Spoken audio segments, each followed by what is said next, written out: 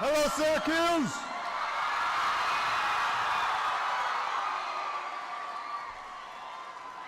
Yeah, it is good to be in Syracuse.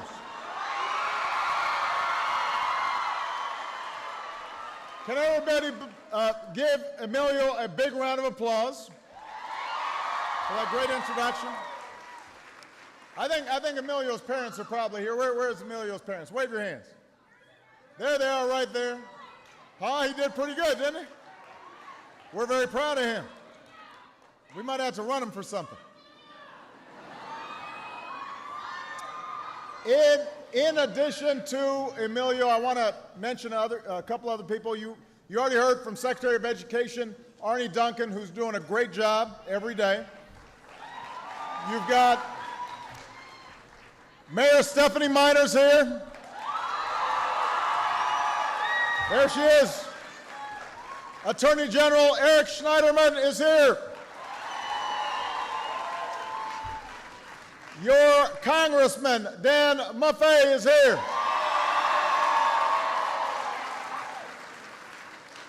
The Superintendent of the Syracuse City School District, Sharon Contreras, is here. Your Principal, Robert DeFlorio, is here.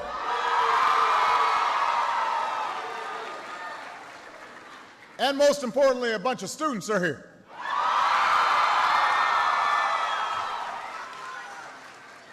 My understanding is there are students from all 5 Syracuse high schools here. You got Cochran in the house. You got Fowler in the house.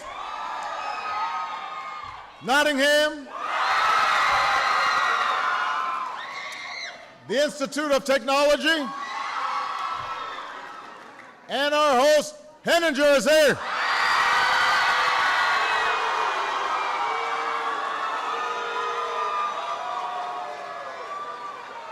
Oh, we're all one family. Now, I especially want to thank the students because I know you're still on summer vacation. You got a few more days. So taking the time to be here when you've still got a little bit, that last little bit of summer break, that's a big deal. And I'm very honored to be here with you. I am on a road trip. By the way, if people have seats, feel free to take a seat. I'm going to be talking for a while. If you got no seats, then don't sit down, because you will fall down.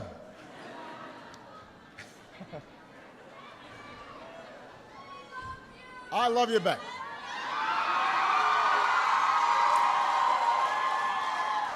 So I'm here on a road trip through New York into Pennsylvania. This morning I was at the University of Buffalo. Tomorrow I'll be at Binghamton University and Lackawanna College in Scranton. But I wanted to come to Syracuse because you're doing something fantastic here with programs like Say Yes, Smart Scholars, Early College, High School.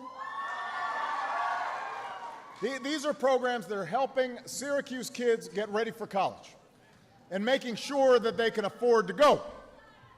And this is a community effort.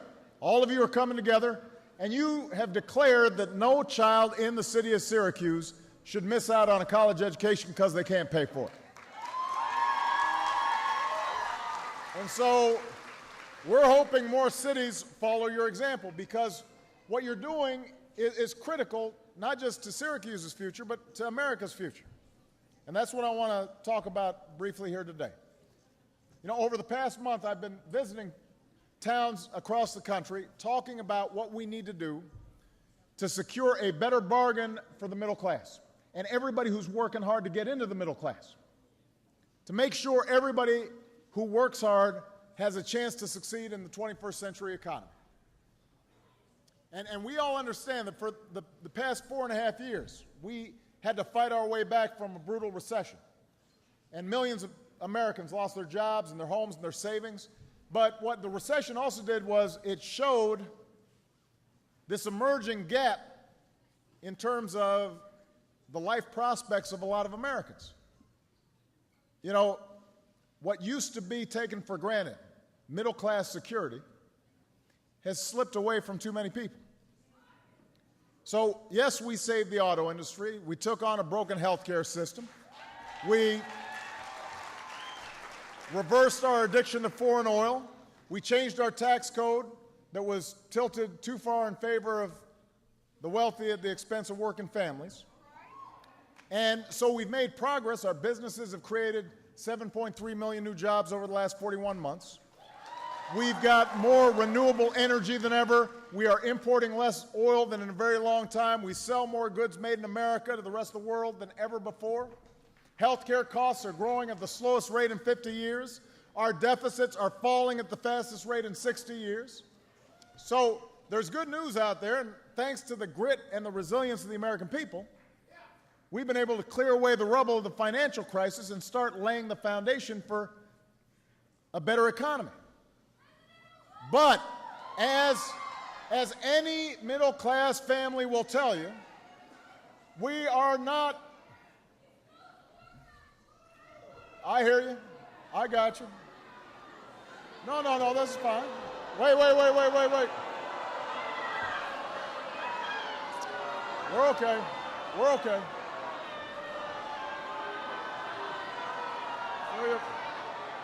That's okay.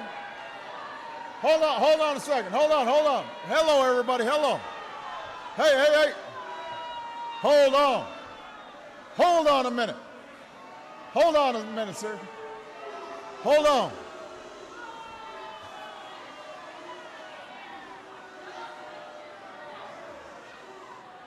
So, now, hold on a second. Can I just say that as hecklers go, that young lady was very polite. She was. And, she brought up an issue of importance, and that's part of what America's all about. So we don't want to.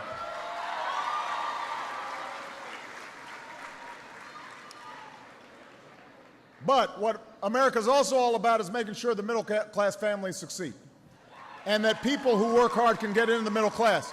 And what I was saying is that we're not where we need to be yet. We still got more work to do. Because even before the most recent financial crisis, we had gone through a decade where folks at the top were doing better and better. Most families were working harder and harder just to get by. And we've seen growing inequality in our society and less upward mobility in our society. The idea used to be that here in America, anybody can make it. But part of that was because we put these ladders of opportunity for people. And unfortunately, what's happened is it's gotten tougher for a lot of folks. So we've got to reverse these trends. This has to be Washington's highest priority. How do we make sure everybody gets a fair shake? That's got to be our priority.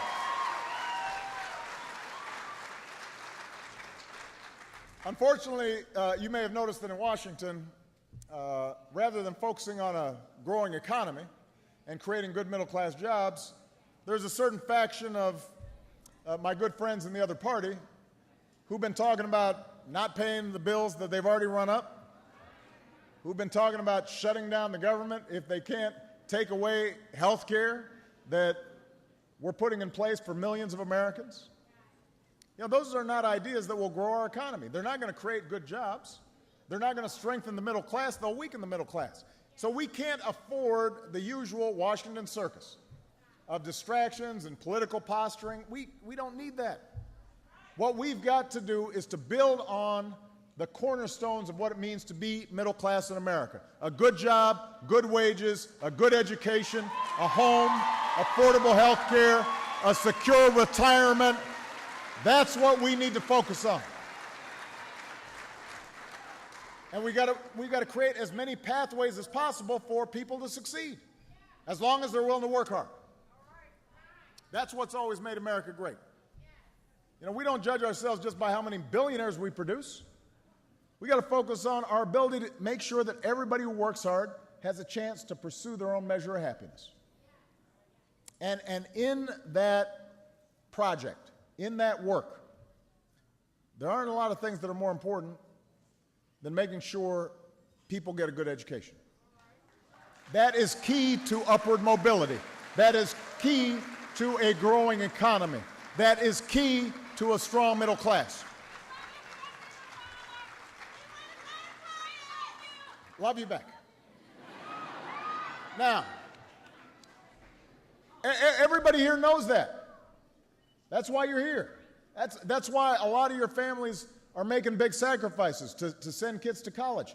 You understand that in the face of global competition, a great education is more important than ever. Higher education is the single best investment you can make in your future. Single best. And I'm proud of all the students who are working toward that goal. And in case any of you are wondering whether it's a good investment, think about these statistics. The unemployment rate for Americans with at least a college degree is about a third lower than the national average. The incomes of people with at least a college degree are more than twice what the incomes are of Americans who don't have a high school diploma. So more than ever before, some form of higher education, 2-year, 4-year, technical college, that's the path into the middle class. But the main reason I'm here is to talk about the fact that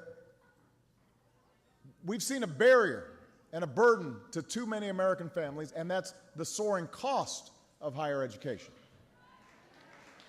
The fact is, college has never been more necessary, but it's also never been more expensive. Think about this. Over the past 3 decades, the average tuition at a 4-year public college has risen by more than 250%. The typical family income has gone up 16%. So, I wasn't a math major, but let's just think about it. College costs, 250%.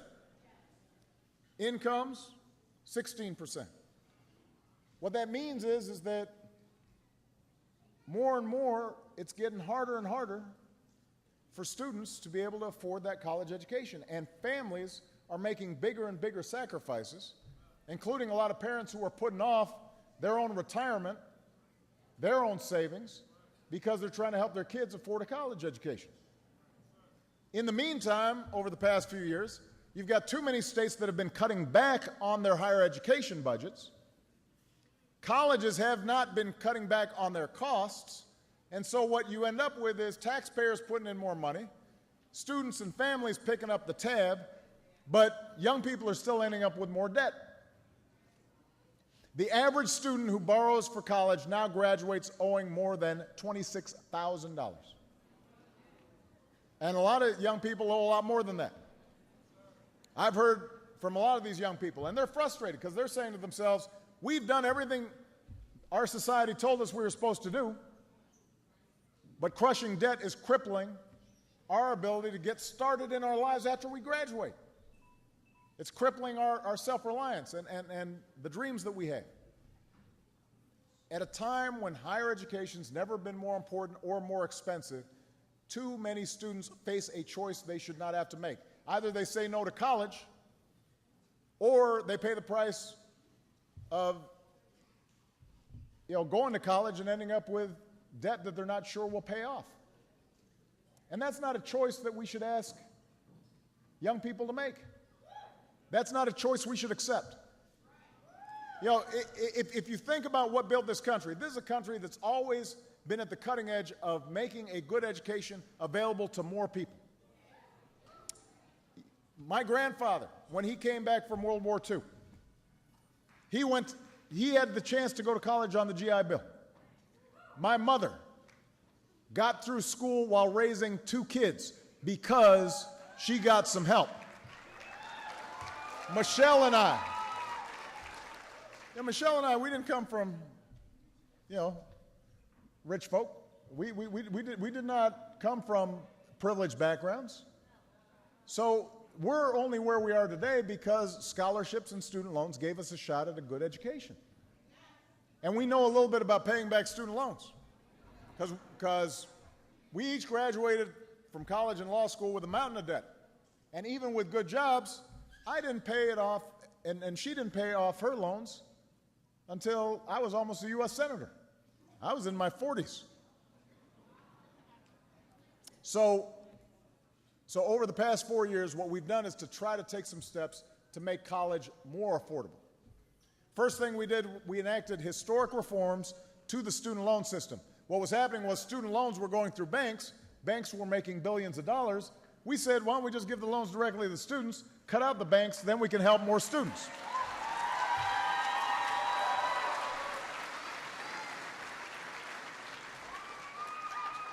Then we set up a consumer watchdog that's already helping families and students sort through all the financial options so they really understand them and they're not ripped off by shady lenders. And we're providing more tools and resources for students and families trying to finance college. And by the way, high school seniors, you guys want to start figuring this stuff out, go to studentaid.gov. That's a website, studentaid.gov, and it'll give you a sense of what's available out there. We took action to cap loan repayments at 10% of monthly income for a lot of borrowers who are trying to pay their debt but do so in a responsible way. So overall, we've made college more affordable for millions of students and families through tax credits and grants and student loans. And just a few weeks ago, Democrats and Republicans worked together to keep student loan rates from doubling. And that saves a typical undergraduate more than $1,500 for this year's loans. So now, that's all a good start, but it's not enough. The system we have right now is unsustainable because if it keeps on going up 250% a year, your incomes are only going up 16%, not 250% a year, over a decade, but your incomes are only going up 16%. It's just at a certain point, it'll break the bank. There won't be enough federal aid to make up for the difference. And families at a certain point aren't going to be able to send their kids to school. And state legislatures, they can't just keep cutting support for public colleges and universities. Colleges can't just keep on raising tuition year after year and pushing these state cutbacks onto students and families, and federal taxpayers are not going to be able to make up all the difference. Our economy can't afford the $1 trillion in outstanding student loan debt. Because when young people have that much debt, that means they can't buy a home. It means they can't start the business that maybe they've got a great idea for. And we can't price the middle class and everybody working to get into the middle class out of a college education. It'll put our young generation of workers at a competitive disadvantage for years. So if higher education is still the best ticket to upward mobility in America, and it is, then we've got to make sure it's within reach. We've got to make sure that we are improving economic mobility, not making it worse.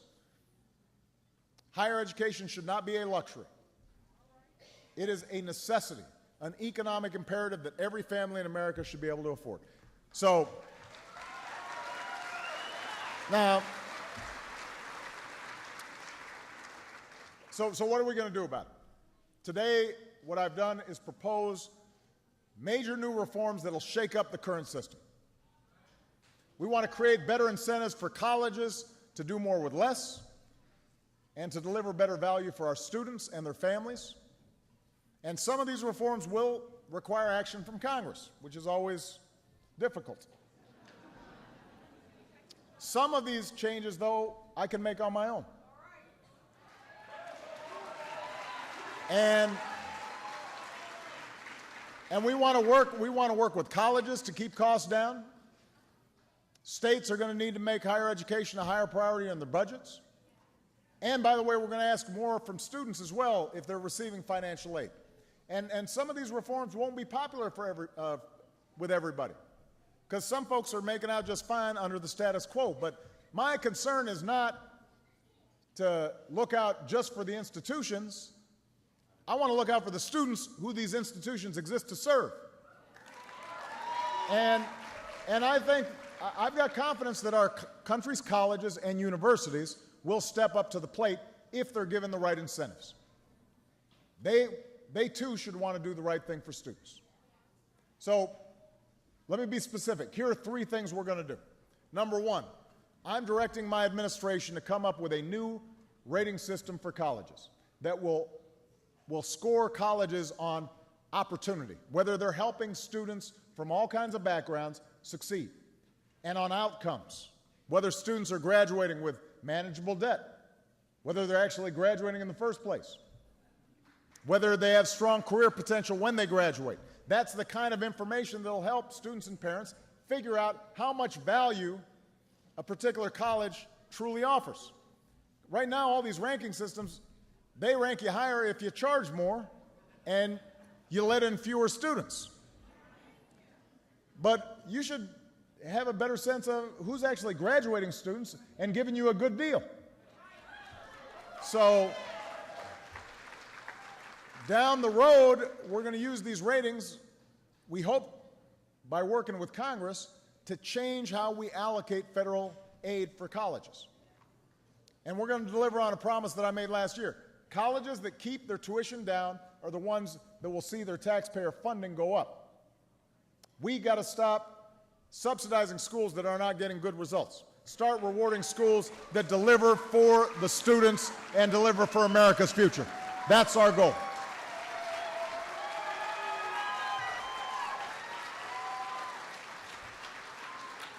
Our second goal, we want to encourage more colleges to embrace innovation, to try new ways of providing a great education without breaking the bank. A growing number of colleges across the country are testing some new approaches, so they're finding new ways, for example, to use online education to save time and money. Some are trying what you're doing right here in Syracuse, creating partnerships between high school and colleges so students can get an early jump on their degree, they can graduate faster. That means they're paying less in tuition. I want to see more schools and states get in the game so more students can get an education that costs less but still maintains high quality. And we know it can be done. It's just we got to get everybody doing it, not just a few schools or a few cities around the country. That's the second goal.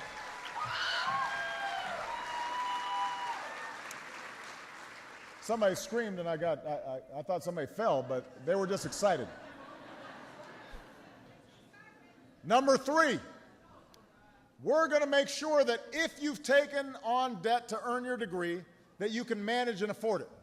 You know, nobody wants to take on debt, but even if we do a good job controlling tuition costs, you know, some young people are still going to have to take out some loans.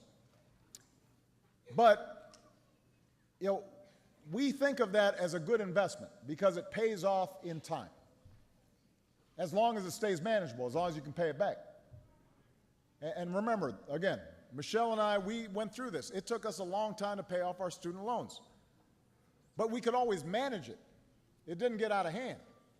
And I don't want debt to keep young people, some who are here today, from going into professions like teaching, for example, that may not pay as much money, but are of huge value to the country.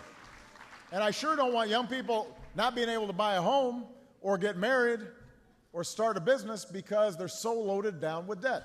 So what we've done is 2 years ago, I capped loan repayments at 10% of a student's income after college. We call it pay as you earn. And so far, this, along with a few other programs, has helped more than 2.5 million students.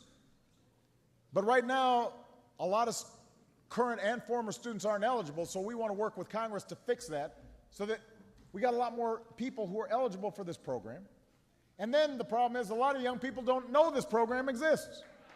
So we're going to do a better job advertising this program so that you will never have to pay more than 10% of your yearly income in servicing your debt. And if you're involved in public service or non-for-profits, then at some point that debt gets forgiven because you're giving back to society in other ways.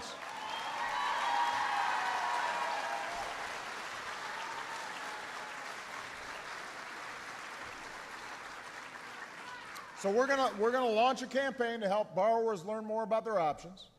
We want every student to have the chance to pay back their loans in a way that doesn't stop them from pursuing their dreams. So if we move forward on these 3 points, increasing value, making sure that young people and their parents know what they're getting when they go to college, encouraging innovation so that more colleges are giving better value, and then helping people responsibly manage their debt, then we're going to help more students afford college. We're going to help more students graduate from college. We'll help more students get rid of their debt so they can get started on their lives. And it's going to take some hard work.